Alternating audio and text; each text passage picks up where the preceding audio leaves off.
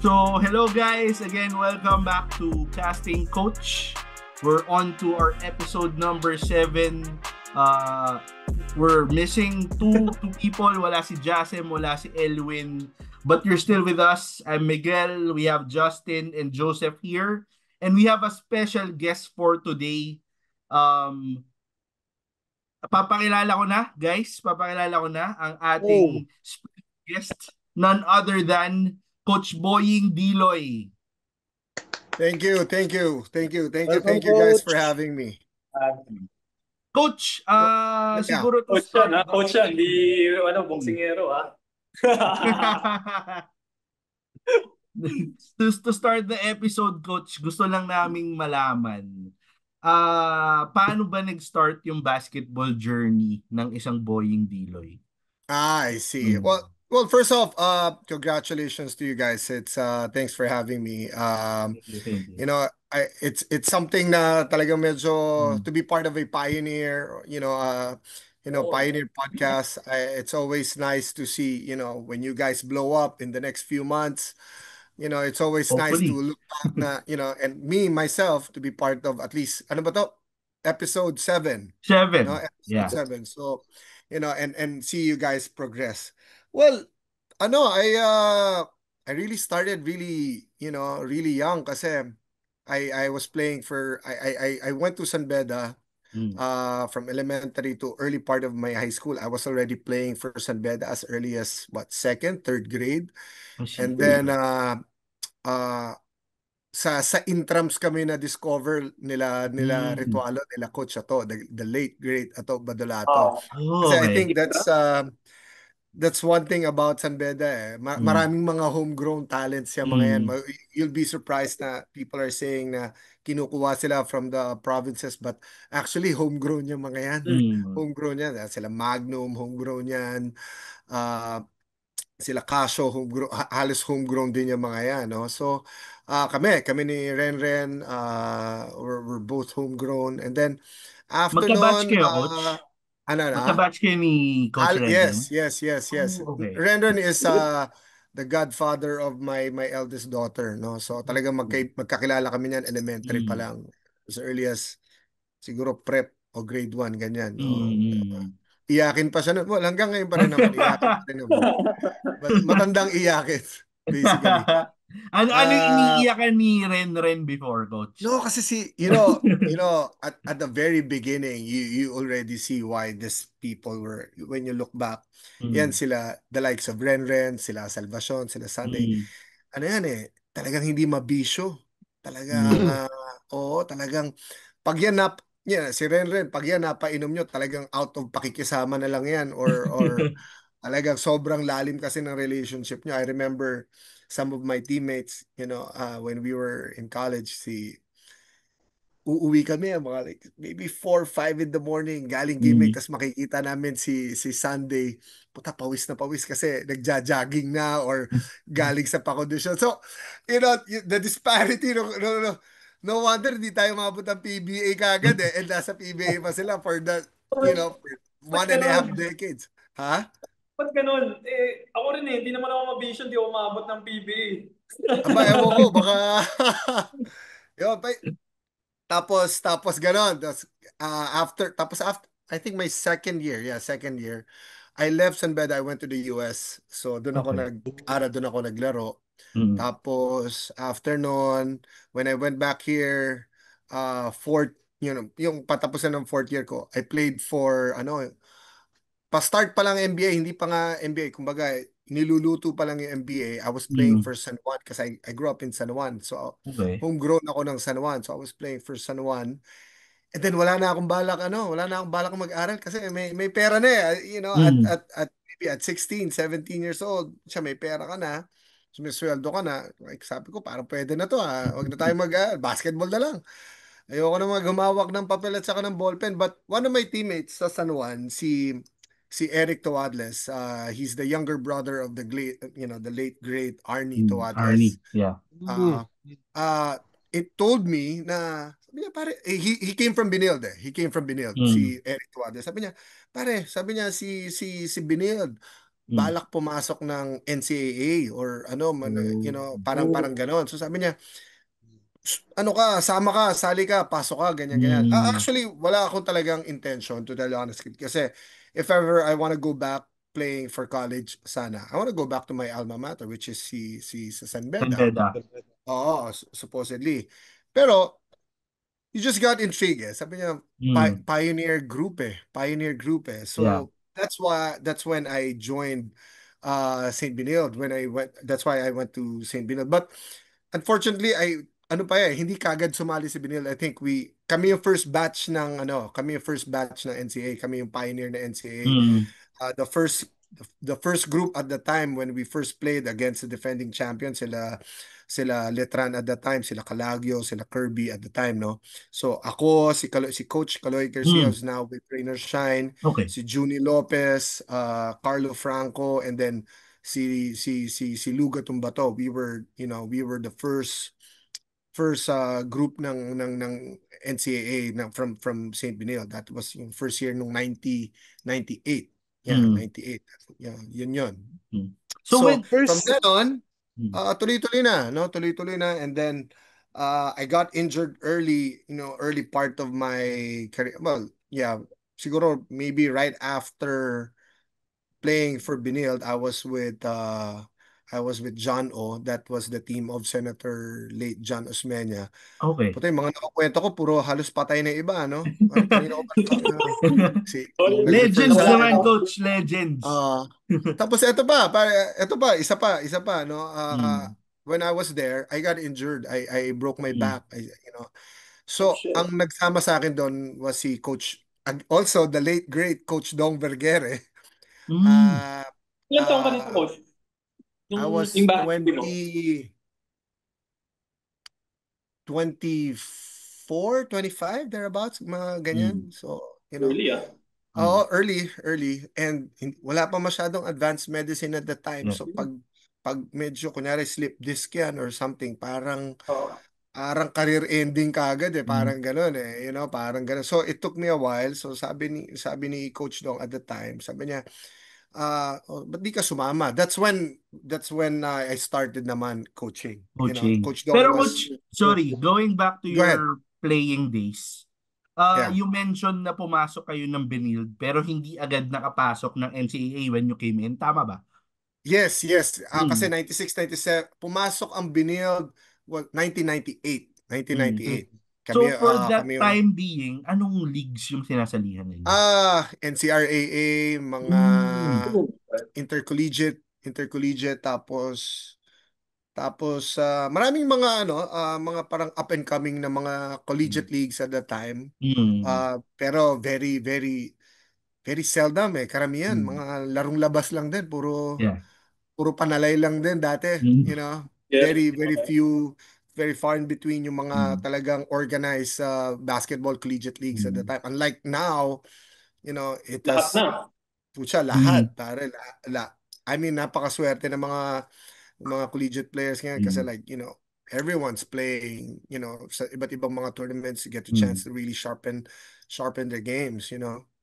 Yeah, that's it. Tapos that was the start. That was the beginning of my coaching career when Coach Dong took me in. He was my mentor from the very beginning as a player and then as a coach. We would have a lot of mga one-on-one sessions. When you start coaching, the game kind of starts to parang slow down eh. Bumabagal bigla yung game. Then you get to appreciate. And then when he passed, I think that was 2014, 2015, if I'm not mistaken. I couldn't get. Medyo parang na-depress ako noon, so I kind of quit coaching. No, kasi parang it was such a big deal for me at the time, I get to coach early, I get to work with my former collegiate coach. Tapos it took me a while before I really started going back to coaching, and then sila Justin came. I was before them. I was doing a lot of coaching, mga commercial, mga panalay ganyan, just to help me get back and transition back dun sa game. I was maraming invitation before, to go back to professional league as a coach and all that. Pero sabi ko, I wasn't ready mentally at the time. Yes. Sabi ko, subok muna tayo. Sabi ko, kahit intercolor pa yan, kahit mosquito level pa lang yan before, I really jump back Ano nga, in. coach eh. So in short, Sabi ko coach, nga- sige, Justin, go. Sige, Ay, go ahead, sige. go ahead. Sorry. Sabi ko nga, coach eh, like, correct me na lang if I'm wrong. Parang you were testing the waters with us. Parang since some of us naman, di ba, naglaro naman kami ng MPBL, like sila Chris, Correct. di ba? It was your way of testing, parang, kaya pa kaya?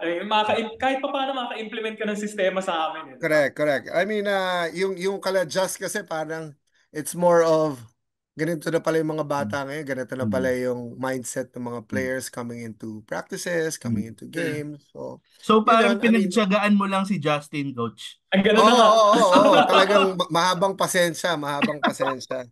No, but si Justin was the glue ng team na yon. He kept everyone in check. So not for anything, not because nandito siya, but you always, for some reason, you always find that one guy that kept everyone in check and that brings everyone in. So may boses siya dun sa mga teams na yon, whether mas matanda sa kanya o mga bata or same age. He has that command to everyone. Pero Yun naman ang maganda. speaking of bosses, coach, tama ba you were also the captain of that championship team? I was the team captain nung team na yon. So yeah, yun. It was Did you ever see yourself coaching since captain ka nun, coach? not really, to tell you honestly, hindi talaga. When kasi masyado akong bata nag-start eh. Like at 24, 25, you should still be playing. You should still tama be naman. playing. Pero I think what Pero made coach, me bakit? Sorry, Ano? Joseph. I missed that. Sorry po. Pero yung question ko po, sa tingin nyo, bakit ikaw yung captain? Sa tingin nyo lang din po. Well, siguro maliban sa pinakamatanda, ako na rin yung pinaka-matured at the time, no? Kasi I had a kid at a really young age, at 17, 18. I had a kid at a young age. So I think that kind of gives them also that sense of responsibility. Responsable to. So, Yes. going back sa question mo, like when I went into coaching, why, sabi ko nga sa'yo, at 25, you're supposed to be playing. Pero at the time, right after college, then you start earning out of coaching. Parang, you get to, may trabaho ka na gustong-gusto mo, tapos kumikita ka na, kahit pa paano nakakatulong ka na sa pamilya mo, especially me at a young age, raising a kid or raising a daughter at the time. So, it all made sense na parang, sige, parada muna tayo ng playing career, nagpapagaling ka. Then, little did I know, putya, 5 years in, 7 years in, biglang, hindi na ako marunong maglaro. Parang nakalimutan ko na maglaro ulit. You know what I mean? Parang, and then, yun na yun. Ang tagal na. Naka-embedded na sa sistema ko yung coaching at that time. Yung nga question ko, coach eh. Do you think, like, syempre you have added responsibilities as a captain. Did it hinder your ability to play better? Well, yeah, kasi you make sacrifices. I think that's one thing that Coach Dong taught me, which is up until now, me and si Coach Elvis kind of has that same mentality. Now, when you want to play for the team and you want to be part of a winning program and you want to win, whether on the court or off the court, there has to be a commitment. Kailangan medyo may sakripisyo. Kayong so going back kay Justin, it's not like I didn't want to play. It's not like I wasn't playing. I was playing, but of course, hindi ko na nakikita na bakit mas matagal maglaro sa loob ng court si Justin, kapwestuhan ko. Bakit, I'm only getting like 5-10 minutes or I'm just getting in 2 minutes samantala. Hindi, na yun, nawala na sa isip ko yung bigla yun. So I just want to be part of a winning program. And then, it was just a magical run for us. We started the season 0-3. Wow. And then we won. I think the first game I won, hindi ko makalimutan yon. I think one of the first game na pinanalunan namin yon, that was that also the same year na I called up my dad kasi my mom wasn't here, na sabi ko, Dad, pwede ka ba manood ng game? Sabi niya, anak, may dad's a lawyer, no? So sabi niya, anak, may turo ako, may pasok ako, ganyan, ganyan. Tumatawag pa ako noon sa Biniljo, sa may tapat ng Saints ko, yung parang you have to pay 5 pesos to make a call. Wala pa cellphone at that time, Mm. eh. Can make a call at that time. I had to call him sa bahay ata yun, parang ganyan. Sabi niya, that's when I told him na, Dad, buntis si ganito eh. Yung ano. Then I started crying. Sabi niya, sige, sige anak, manonood ako. Tapos, the game was against Mapua. That was our first win as a team, The team, yeah. Kasi buti na lang nanalo kaagad kami during our first season kasi I remember si PCU, it took them 3 years before they, first, win First their win. first ever game. Oh, parang Okay, okay.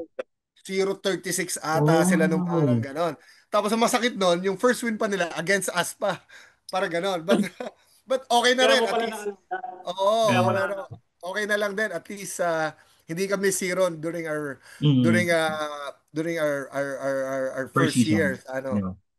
our first year. But Mm. during that year na nanalo kami, we started the season 0-3 and then we finished, tas we did an 13, hindi na kami natalo eh. Siguro last two game, hindi.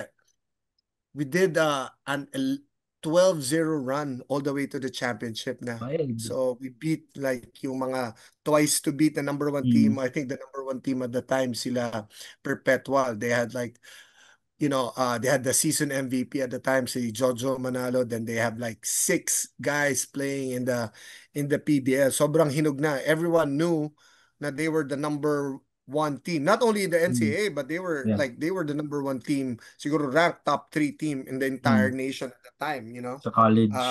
They were that Mm. good. They were that good, no?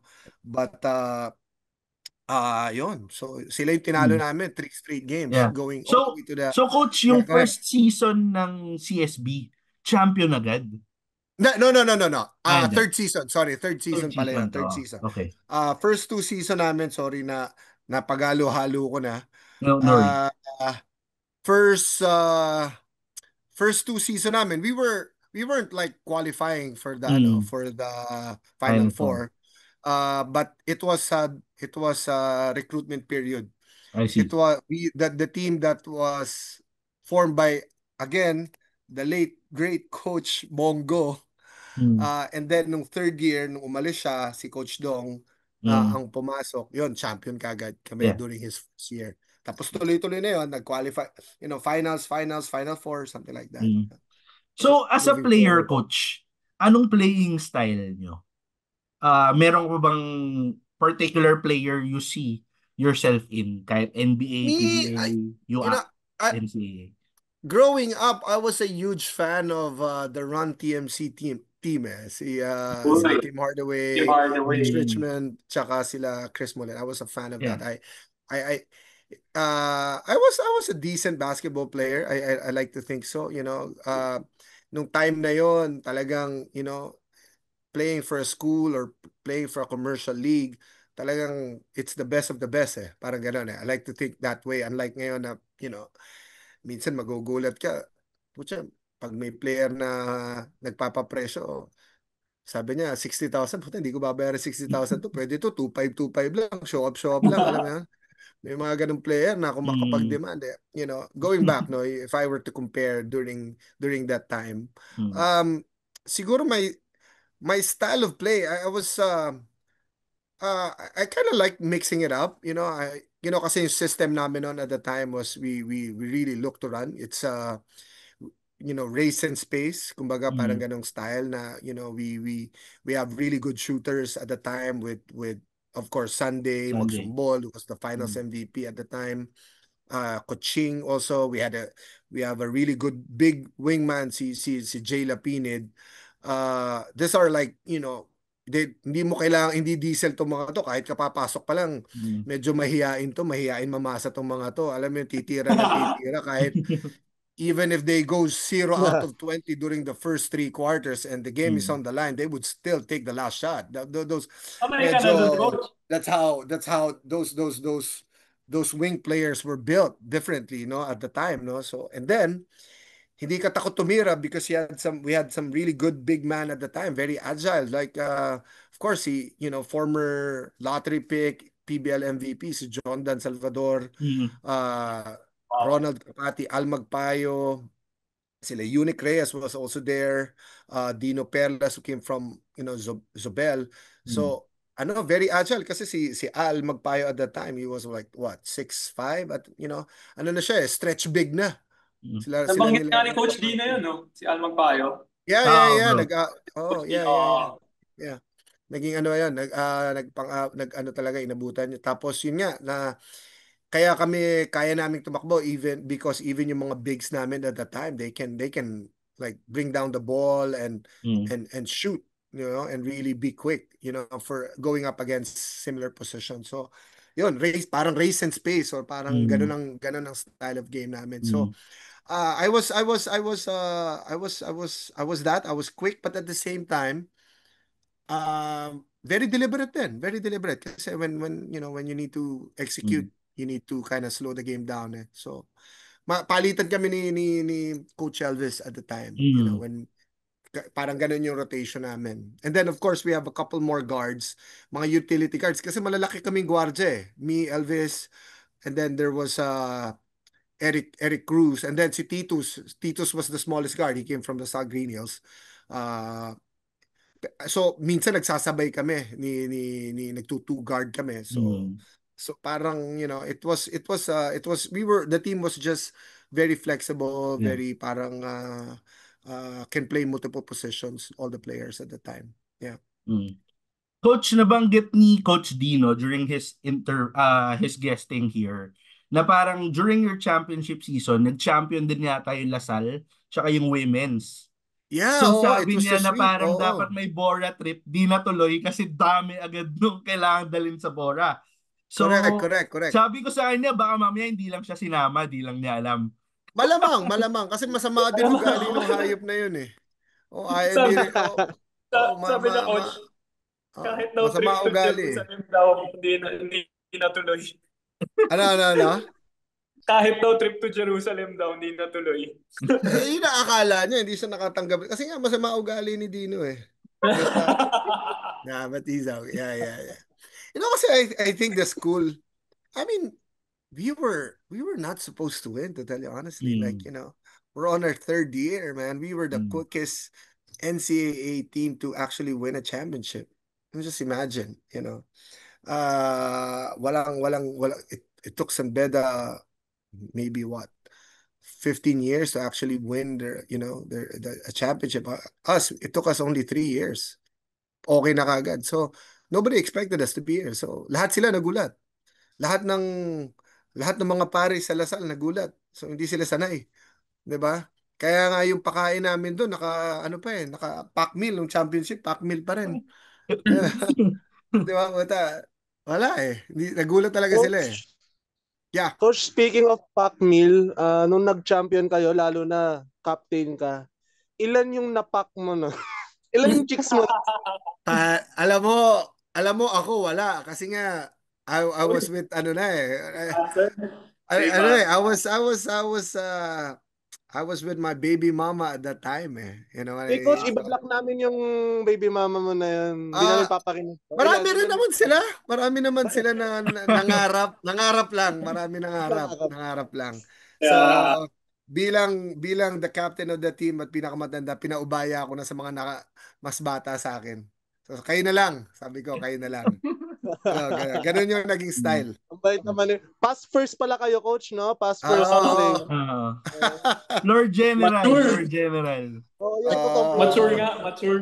Matured Kasi at that maging time. coach. Ay, maging captain. Ano? Ayun. Kaya nga. Ay, nako. Mm. What's up?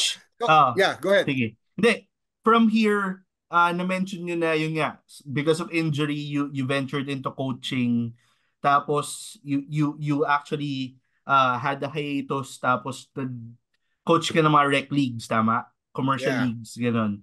Tapos from there, paano tayo nag-venture out onto professional basketball ulit? Well, si Coach Elvis and I, we always, in contact ever since when he was with Navotas, with Marikina. Lagi kami, like, he would reach out, ask me, marami kaming conversation about Mm. basketball, about his team, and then, I will give my insight. So, it's not like completely nawala ako sa basketball scene. Siguro nawala lang sa coaching, but I would always get invitation, trying to get my insights, from an outsider looking in. They would get my opinion on that. And then uh even my former coaches sa Binil, we would still be in contact and talk about basketball, basically talk about coaching. It's just that siguro yun yung mga nakatulong din sa akin kasi nga palaging may discussion about basketball. Sabi ko, sige na, baka siguro baka siguro binabalik din ako ng basketball sa, yung mga pagkakataon na yun to coaching. Like, Mm. I owe the game that much. It saved Mm. me before from growing up. So up until now, it has continued to kind of save me and, get me in the right place, basically. Mm. So, in between that period from playing, coaching, and then may hiatus, nag-corporate ka, coach, or Yeah, what yeah, did you yeah. do? I'm in real estate. I handle Mm. a real estate company. I handle a sales group. I head one of the operations in, one of the real estate developers here in the country. I see. So, do you see yourself, I know, I mean, loyal ka kay Coach Elvis being a close friend, pero do you see Yeah. yourself eventually holding a head coaching position? Yeah, I think so. When I was with Coach Dong, I head coach a couple of high school teams at the Mm. time. But ngayon, ganun din, ganun Mm. din. May mga corporate na teams Mm. na may invitation. Ako naman, I think so. Yeah, we're Mm. pretty much open to that. I think that's how we will grow our program. Yeah. But so that's not. I wouldn't be surprised if that happens in the near future. It's not something na hinahanap ko na agad-agad. Mm. But it's if it's gonna be there, it's gonna be there, and I'll take it for sure Mm. if ever. I remember, Coach, you had some instances, no, where I think it was the like a preseason tournament sa MPBL. Yeah, Your yeah. I first was I year was mo, wala ata I si was the Coach Elvis, and then you had to step in. It was I don't know if it was the semis, I think. Then ikaw ang acting head coach. Yeah. For Semis yun, yung mga no? preseason tournaments ni Jensen, Yes. I was the head coach at that time kasi Mm. si Coach Elvis was busy with his campaign. Mm. So I was the one who was filling in. So PSL yan, mga preseason ng MPBL. Yeah. And then actually this season, early part of the season ng MPBL. Kasi hindi ata pwede allowed sila to appear on TV if you're running Mm. for office. So I was the associate head coach at the time. Yeah. Okay. Yeah. Mm. Joseph, may question Coach, ka? Yeah. yeah, Coach, it's nice to hear na open kayo maging head coach kasi nakikita ko sa inyo pwede niyong palitan si Yeng Giao sa Rain or Shine. Yun lang. Oh, Thank you. salamat. Oo parehas kami ng parehas kami ng prinsipyo noon eh. Mm. Ayaw din namin, ayoko rin ng pangit Yun na yung sinasabi player. ko. Yun. Prinsipyo. Ayoko din ng mga madudungis, yung may mga bakas ng kahirapan ng mga player, yung mga ganun. May tsura. Gusto ko may Yun mga talaga itsura. Gusto ko yung Mm. prinsipyo. yung prinsipyo ko. Di bali lang di magaling, basta pogi, pwede na. Ah. Pero sige, doon tayo, Coach. Pag ikaw naging head coach, sa tingin mo ano yung mga pet peeves mo sa mga players?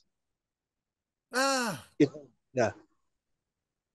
Siyempre, number one, tamad. Yung hindi tamad. Parang, you know what, wala naman sa dami na player na nakahalubilo ko.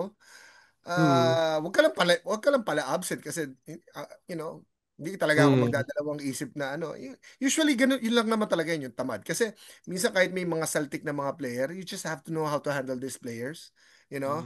Kasi you can never have yung parang ideal na mga team. Lahat yan may Celtic yan, lahat yan magsasnap yan. It's just about being able to handle different kinds of attitude. You know, of course, iba-iba ng mga bringing yan, iba't iba ng mga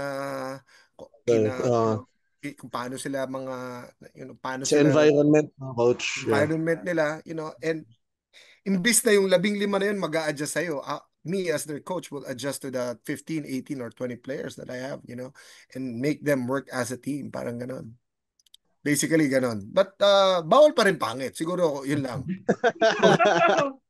Hindi, pero coach, we've seen you transition from player to coach to handling a real estate team and then coaching again. So nakita namin ang dami yung naging work, naging job. So kung papapiliin kayo, sir, coach, left job or right job? Doon na ba tayo? Speaking of job, pare, hindi. doon tayo sa strong hand. Doon tayo sa strong hand. Hindi, Right coach. job Kasi, tayo, right job. kasi, Pero hindi tumama, Mega, pare, hindi tumama. Ang tumama, forearm. Ang tumama, forearm. Actually, ang utos ko doon, ihag mo na lang, pare. Yumuko. Tumama. Joke. Kidding aside. No, yan but sabihin muna natin sa viewers natin, ano bang pinag-uusapan natin dito? Ano ba? Hindi. Play VTR. Play VTR. Play VTR. Hindi.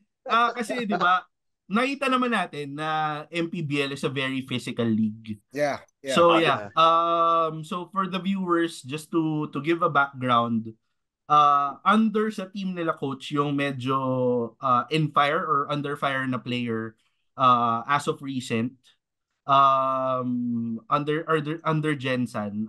You can look it up. So yun lang yung pinag-usapan namin. We also just want to hear yung side ni coach or at least yung team nila. Kung ano man yung nangyari behind what we all have seen. Mm-hmm. Yeah, well, not to take, just, kidding aside, well, of course, there's no room sa mga ganong klaseng mga bagay-bagay, of course.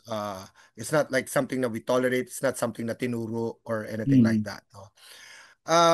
Like you said, Migs, no, talagang very physical yung game. As in, from tip off. But kami, lalo na Jensen, that's our calling card. We play physical. But lahat yan within basketball rules, to tell you honestly, Hindi yan dahil sa team ko, but we just play physical. We bump. We don't let players na, magiging komportable dumadaan sa shaded lane na hindi namin tinatamaan. Yeah. Again, we just play physical. It just so happened na the game was very physical. And then kasi nakausap namin yung player namin. We kinlarify namin. At the time, you couldn't really get kung ano ba talagang there's always three sides ng story. Yung side ng kabila, side ng player, tsaka yung talagang katotohanan, no? Yeah. So, hindi namin alam talaga yung buong kwento at the time. But I remember clearly kasi we called the timeout at the time. We spoke. Sabi niya, Coach, sinuntok ako 2 beses na. So, we spoke to the referee. Sabi niya, don't let the game get out of hand. Magkakagulo tayo, papalag. Hindi naman pwedeng sila lang yung matapang at hindi kami papalag. Parang ganon. Hindi naman pwedeng ganon. And then, I remember him sabi niya, sinabi na lang niya sa amin na sinabihan din niya yung player na pare laro ka lang, within basketball rules. And mind you, itong player namin has an orbital fracture. May injured kaya he was wearing mask. So, the last thing na gusto niyang ma-involve is mapaaway siya, baka matamaan, mas lumala pa yung injury niya. No, and then he told us na he even told yung referees, kami din sinabihan namin, but medyo na let go. Tapos yung sequence noon before mangyari yung incident na yon, tinamaan pa siya. Parang na-uppercut pa siya. yung play pa na yon before noon. Tinamaan siya, tapos may bruise nga siya sa may bandang baba niya. Tapos yung play na yon, I think obviously bola namin may mag-a-attempt bago pa mag-box out o bago ba bumax out yung kabilang player, bumitaw pa ng isa pa, nagpahabol pa, nag-iwan pa. I think nasaktan na yung player, nasaktan yung player. And ayun, yun na nga. Yung hindi natin inaasahan na ayaw sana natin nangyari. So, imbis na i-hug niya, dumaplis eh. Dumaplis ng konti. So yun yung nangyari. I mean, not to defend our players, but sabi nga may mga nakita kami kasi hindi rin kami naging very active ako. Hindi ako naging very active sa social media because you know how it is. People would talk about this and that, talk about. But knowing this guy, hindi pala away to, he had some scuffles. Biro-biro nga namin, duwag eh. Kasi nga, nagpapabully. Like, you're 6'4", 6'5" kind of guy. Papatula ka kahit kanino. So, everyone was really surprised. Even his mga former coaches, mga play. He's a 3-time NCAA champion. He played for San Beda. So, hindi siya, I think nagkaroon siya ng parang konting scuffle during his first year sa playing for the collegiate team. But other than that, he's a genuinely nice guy. You know what I mean? So, sayang lang, it was quite unfortunate. But hopefully things would work out between them, the other team, and of course the owners and the league itself. I think it's something na feeling namin na maaayos naman once na medyo kumalma na lahat ng mga tao at hindi na masyadong emotional. But yun siya. Ganun yung nangyari nun. So yun yung kwento. So, ayun coach, align with that, I think may mga follow-up question lang si Joseph. Go ahead. Coach, kasi ako fan ako pag nakakita ko ng ganun kasi entertaining yung ganun 'di ba coach? True. As viewer 'di ba? Correct. Entertaining Kaya ang tanong ko sa iyo coach, ilang tao na nagsasabi sa yung kamukha mo si Mark Isip? Mark Isip? Si Isip ba? Mark Isip ba o Mark Yee? si Mark Yee ba? Si Marky ata, hindi si Mark E. Si Mark Isip, the former FPU player. Si Marky. Pwede rin, Marky. Hindi. Well, maraming sumubok pero mas makinis ako doon, partner. Oo, ano yun Hindi ata nagko-kojic yun Pero anong kung okay lang coach anong taong ka nakalbo? Kung okay lang itanong yun college pa lang. Actually, high school. College, kalbo na ako. Tapos I remember, nung gagraduate na ako, doon lang ako nagpatubo ng buhok. Kasi syempre magmamarcha. Na-miss ko pa yung marcha kasi may practice din ako. So nagpakalbo agad din ako. Hindi ako nag-march nung sa Binod Pwede pala yun. I remember that. Tapos pakalbo, tapos corporate konti, pabuhok. And then sabi ko, hindi talaga bagay sa akin Mas maraming chicks pag medyo bad boy ang dating Coach, may question bagay na. Naman, Coach, bagay. Bagay yung kalbo. I know. Yes, sir. Top 5 all-time teammates mo versus top 5 all-time na coach mong players. Malalaman natin pag pinagharap sila sa ating post-show. So meron tayong post-show. We'll have to end this segment lang and then we'll have our OBB and then we'll be back with Coach Boying Diloy. Yes, sir. Yes, sir. Thank you, everyone. Ciao.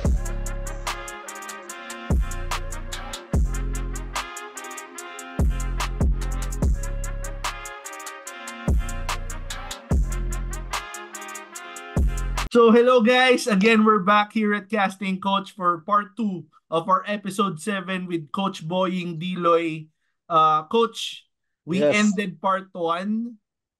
Sinabi ko na if you could build your all-time 5 sa mga naging teammates mo and then all-time 5 sa mga nahawakan mo as a coach. Sige coach, i-name muna natin and then let's see kung who you think would win at least a game between those two teams.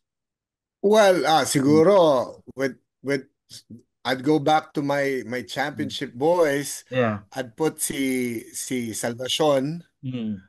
Mark Magsumbol. I don't know if you know him, but he was the first Filipino na nag-import sa US, his older brother played for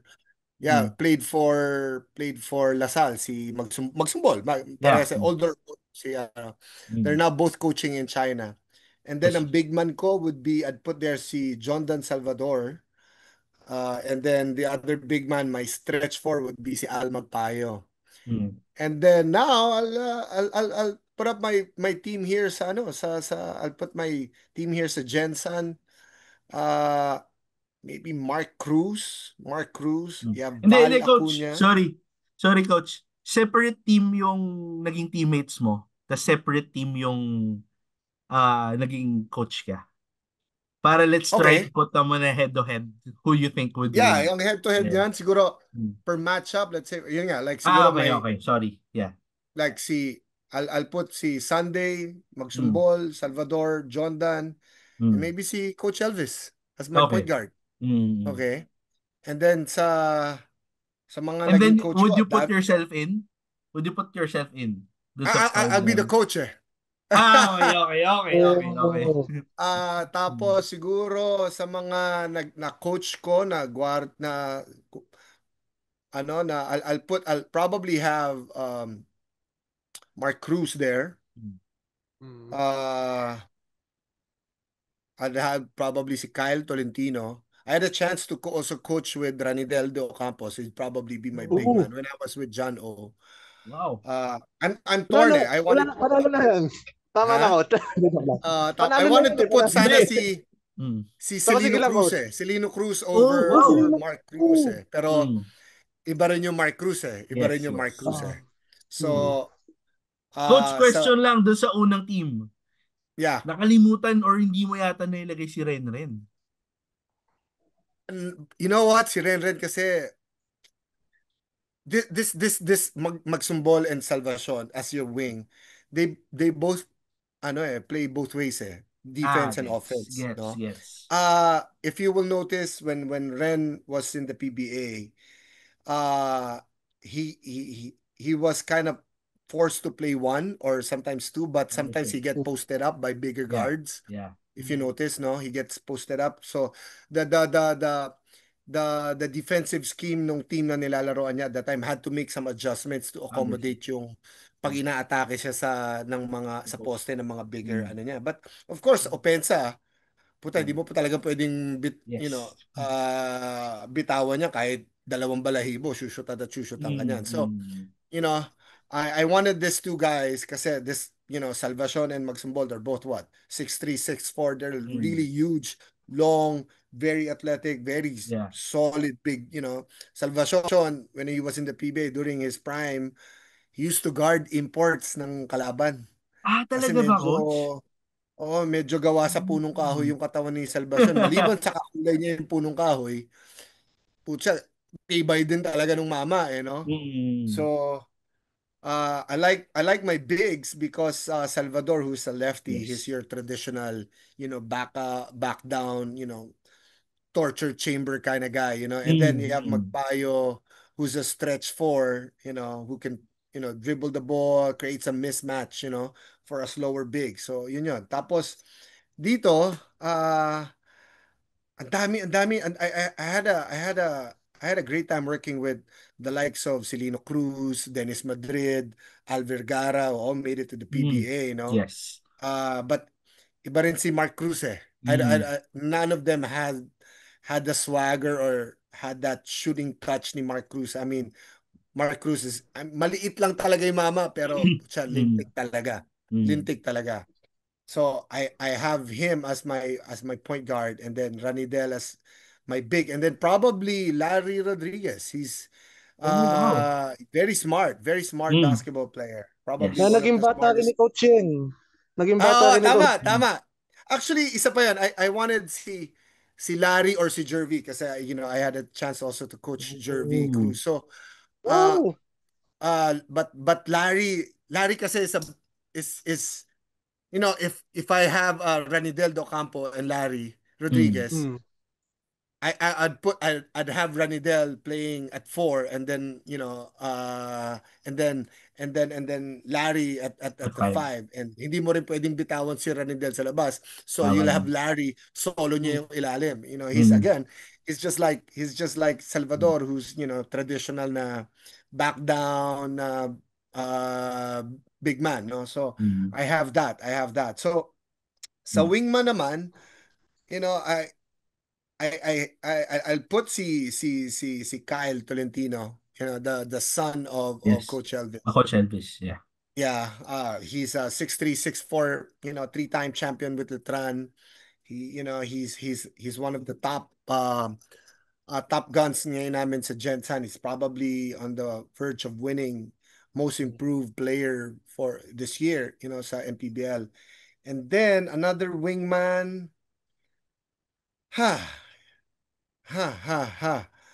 Maraming magagaling na wingman din I used to work with the likes of Mark Si Pacquiao, coach. Si Macapagal. Pacquiao. Ha? Sino? Who? Sino? Sorry. Hindi Si ko narinig. Pacquiao, coach. Pacquiao. Si Pacquiao.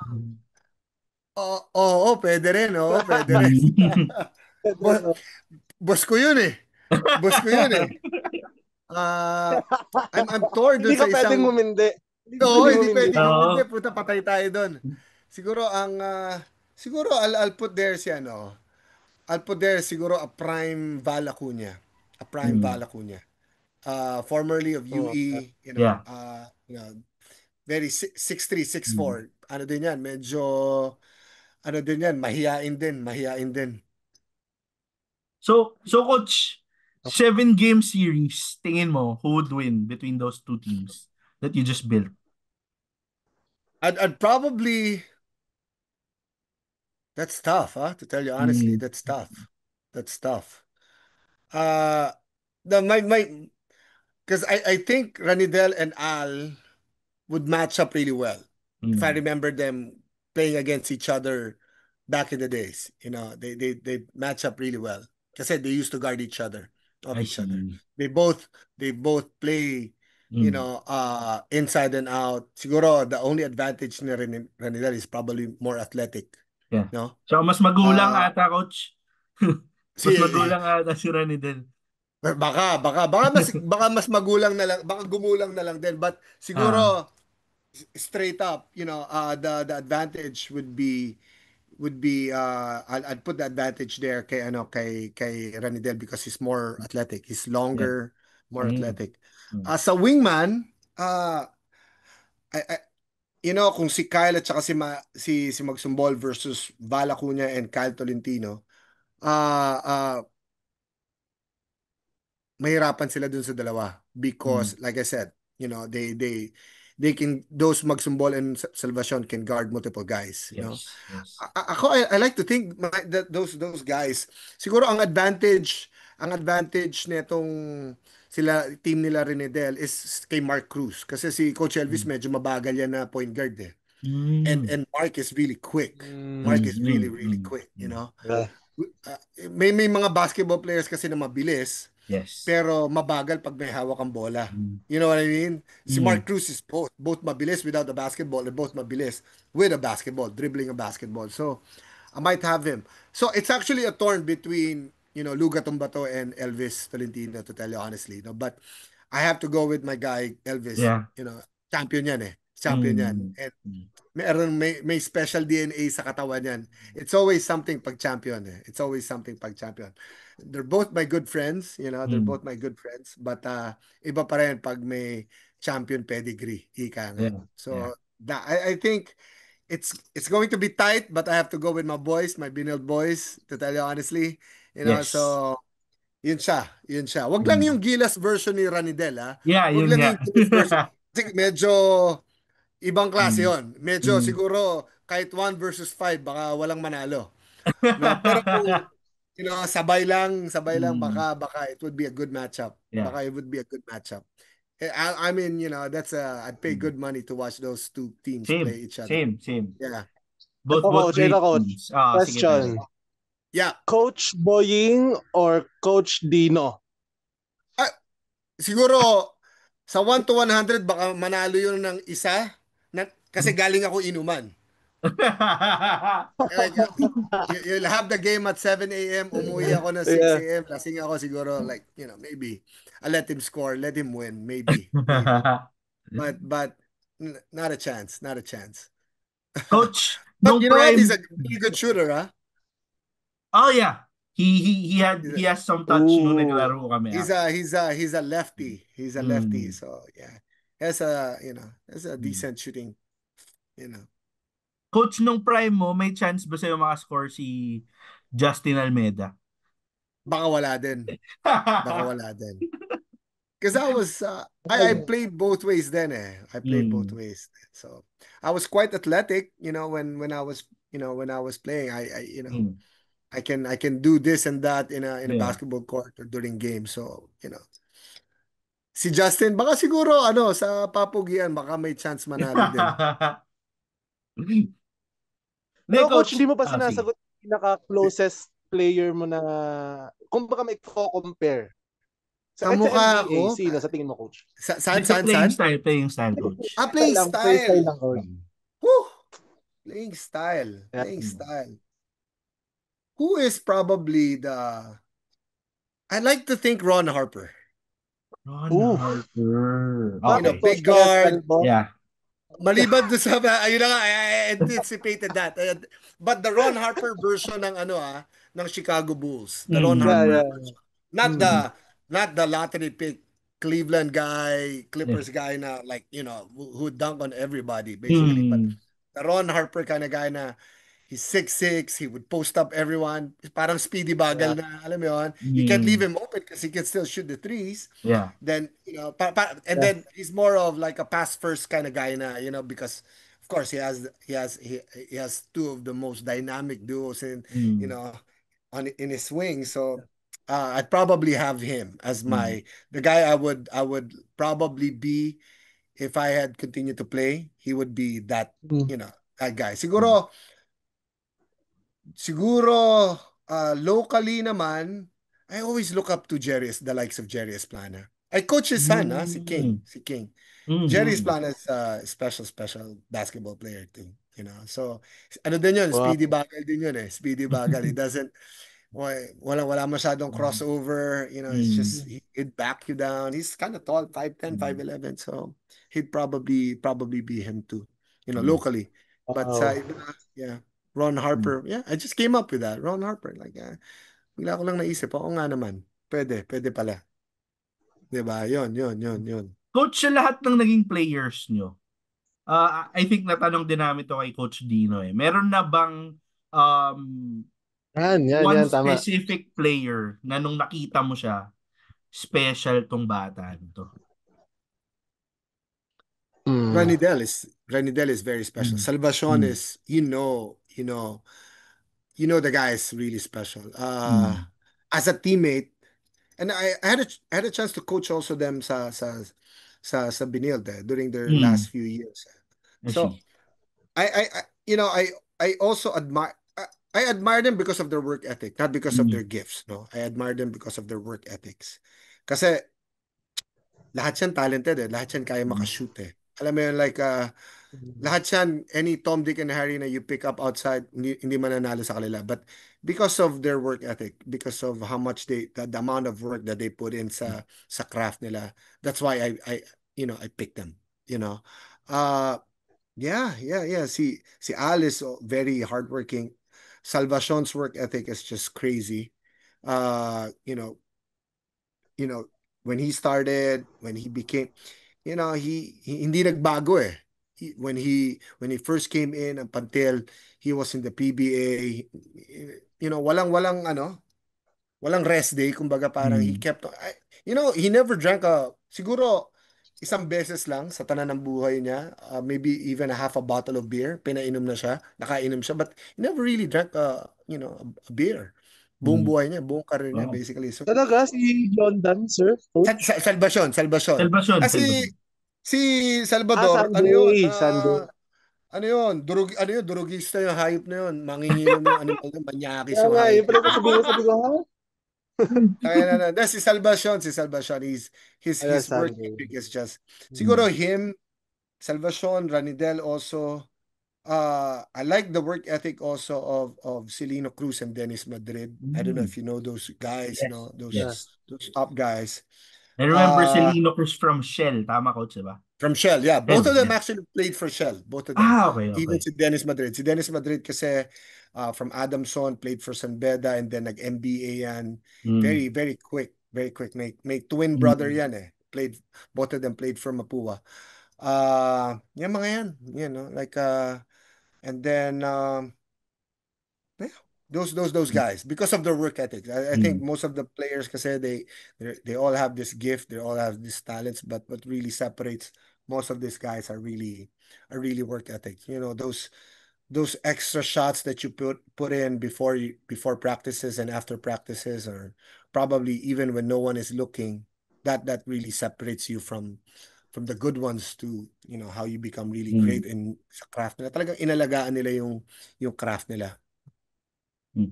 As Yun a yun, yeah. coach naman, Coach Boy, who do you see yourself in dun sa mga veteran coaches na, di ba? We have the Veteran Gusto mo, likes of coaches. Coach Tim, Miguel, Coach Miguel, Chot. gusto mo lang sabihin kung coaching eh. Gusto mo lang sabihin kung coaching eh. You know, Miguel naman eh. I like Makagalit na sa akin actually, si Coach Joseph, Boy no, eh. tama ka dyan eh. Oo eh. Si Coach Shane kasi I like him Bakit? because uh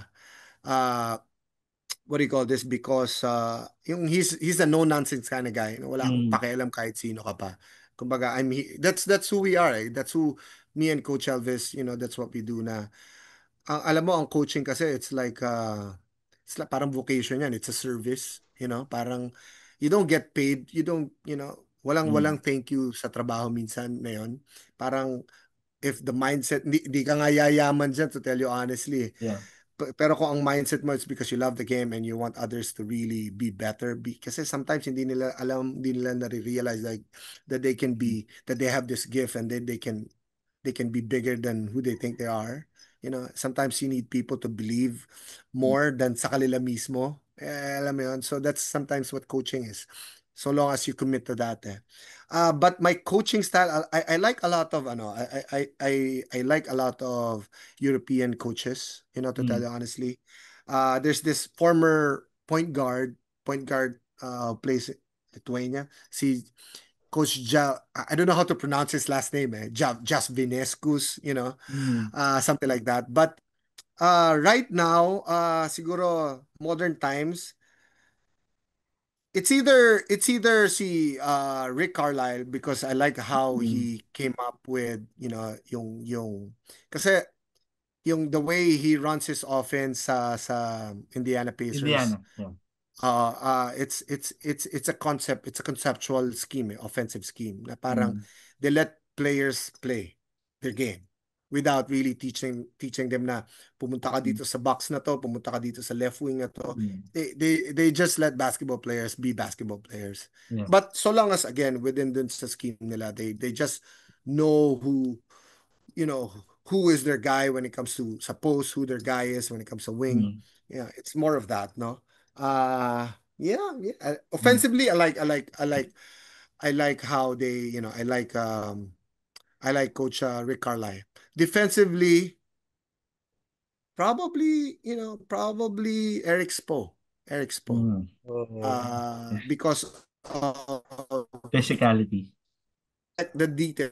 If you see him, you know, does his coaching, even yung mga small na dapat tapikin yung shoulder, Mm. when you're showing off a pick and roll. Yung mga those small details, you know, no one comes for me, like Coach Po Mm. is different, you know. Mm. Marami mga galing na coaches, but siguro para lang mas maganda rin pag known din sa Yeah. mga nakakapanood na Tama, makikita nila, tama. you know. But there are really a lot of I have a lot of influences when it comes to coaching. And then, you know, I don't try to pattern it sa style ko. I just try to get, you know, best versions Bits nila and and then pieces. kind Yeah. of figure it out on my own. You know what I mean? So that's just how it is. Joseph, may Yeah. question ka pa kay Coach Boy? Ha! Baka magalit na sa akin si Coach eh. Go, man! Go! Coach, sinong favorite mo? Si Wally o si Bembol Rocco? Una-una, syempre doon tayo sa medyo mas inabutan ko. Doon tayo kay Bembol Rocco. Bembol Rocco, yeah. Oo Kasi sana, Matibay hindi, yun. pero Matibay yung bata natin na yun. seryosong coach, sana makapanood kami live sa'yo sa game nyo. Yes. Yeah, may excite na kaming manood sa inyo. I'll watch you two live also, kayong dalawa. Lalo Thank pag you, Coach. nandito kayo Yeah. sa Titos. Papanoorin Yes. ko rin kayo. Yes, coach. Sige, Promise. Coach. We'll let you Yes. know. Mostly Yeah. Wednesdays naman will be there. Wednesday is a good day for me. Wednesday Yeah. is a good day for me. Yeah. Yeah. Mm. And yeah, yun lang. Ayoko na. Mamaya kung ano naman Yeah. sabihin ko. Okay, sige, Coach. Kasi normally to si Joseph nagtatanong pa yun ng first kiss. First kiss. Oh. Alam Siya. mo, kinakabahan na ako, Miguel eh. Kasi tumatatak na sa isip ko na siya si Coach Yeng eh. Ayoko na. Magaling na mama yun. Kaibigan natin yun. Si Coach Yeng. Pero sige, yun, Coach, Coach. kailan yung first kiss nyo? Hindi, sige, kailan na yung first kiss nyo, Coach? Pucha, pare, di ko na matandaan, pare. Parang inopen up ni Miguel eh. nagnakaw ata ako ng halik nung 7 years old ako eh. Uy, Parang ganun eh. Parang natatandaan ko nung prep ata o kinder ata ako nun, pare. Ang pera nun, may pera 2 piso dati, 2 piso, pero papel, yung 2 piso. Kulay blue yun. Pinunit ko yun kasi parang feeling ko binasted ata ako nung crush ko eh. Parang ganun eh. Tapos kasi parang hinalikan ko, nagalit siya, parang ganun ha. Parang ninakawan ko ata ng halik. Oh. Tapos simula nun, sabi ko, never na ako mababasted ulit. Taga mo sa bato yan. At dahil dyan, Coach Boying, thank you so much for being with us Thank today. you guys. Thank you. This was Sayang fun. hindi na naka-join for part 2 si Justin, pero yeah, we really appreciate you here. If you have any words for the viewers ba, gusto mong invite sa games, invite to support Jensan. Sige, Coach, go ahead. Yeah. Well, first off, thank you again, Migs, Joseph, and I want to congratulate Casting Couch. Hindi. Casting Coach naman. Coach naman tayo, Coach. Casting Coach. Nadudulas si Coach. Hindi, kaka-expire lang ng subscription ko, so kaya medyo tumatatak pa. Congratulations, guys. I think you guys are on your way. I can't wait that you guys would blow up and like I said, kung paano tayo nagsimula, let's all go back and see, your first 10 episodes. I'm glad I'm part of that, that birthing stage, that pioneer stage, that incubation period, no? And once you guys have your own thing, studios, you guys become a household name. It's always fun to go back how everything started. So I'd like to invite all your viewers, to support you, man. Yes, Joseph, go ahead. Sige, Joseph. Yeah, dahil sinasabi mo na, Coach, yun nga, yun yung dream namin, umangat. 'Di ba, episode 7 with you, Coach Boying. Sana episode 70 Coach Yeng na talaga, 'di ba? So sobrang yun yung ini-aim namin. Diba? Sana abutan ko 'yon, bro. Tapos babalikan ka namin, Coach, pag si Coach Yeng na yung guest namin. Tsaka dapat may na tayo, may sofa na tayo, talagang may may kwarto na tayo. Coach. Sofa lang yung kailangan. Sofa lang, Yun na yun. Tsaka desk table, okay na yun. Okay na tayo doon. Tapos syempre yung shoot nun manggagaling sa labas, papasok ng kwarto. Dapat ganun eh. Dapat tama, Coach. Yes. Tapos yung guest, di niya alam na guest siya. Tama. Mukhang kabisado ni Coach yung yung video Hindi, kabisado niya yung mangyayari sa casting, Coach. Kabisado ko yung mangyayari. I hope I'll be here. I'm what episode 7? I hope I'll be one of your guests by episode 100, man. For sure, Coach. Gusto ko dun sa mga mga symbolic na mga episodes. Coach, we'll be ready to have you back and we'll be glad to have you back. Pero yon, salamat, Coach, and please feel free to again, invite them. Like I said, thank you. I just want to invite all your viewers to watch MPBL, especially Jensen. Yeah. Regular season is almost done. The best teams will be you'll be watching, the best of the best come probably by October because of the playoffs. So I hope your viewers get to watch. Whether I think we're live on Facebook, we're live on YouTube as well. So and if they're free, they can always come to the games. It's the games are free. free admission. Yeah. So Yeah. sana supportahan ng liga ng bawat Pilipino ang MPBL. Of course, founded by none other than the 8th Division Pro Champ, si Boss Yes, Manny, sir. Pacman, Pacquiao. Di ba? First group ko yan. First 5 ko yan. Hinihingi ka ata Yan, ng yan. Boss ko yan. Kasama sa first 5 ko yan. Ayan ha. Pero mukhang humihingi ka ng bonus ngayon, coach, ah. Oo, Hindi naman. dapat. Boss Manny, Papasok baka na naman. ng playoffs eh. Kailangan na ng bonus. Pati magpapasko na. Pero yan, Pati salamat, pa yon. coach. Pati pa yon. Yes. Coach, Okay. thank you so much ulit. Thank you, Mix, Joseph. Thank you. I hope to Great see you episode. soon. Yeah, likewise. Thank you, guys. Thank you. Thank you. Ciao, guys.